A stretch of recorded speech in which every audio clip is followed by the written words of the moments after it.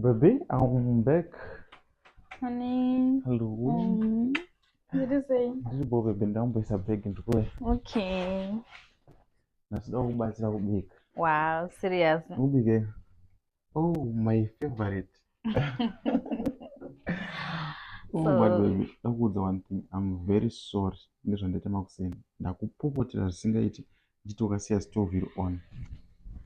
I'm very sorry my love. Hausiwo wakasiya stove ndindakakanganwa. Ndindakapedzera stove ndichishandisa stove.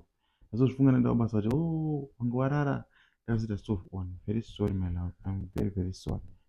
Kwakuita sumuka baby kuite. Ndikunamata. Sumuka kunamate. Ndinonamata baby. Kunamate. Asha, varume vashoma sha vanoita zvawaita.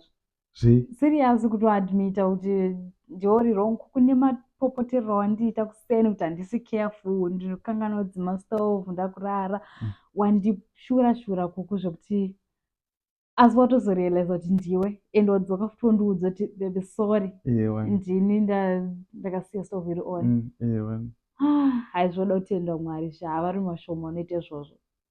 Mira nditende Mwari.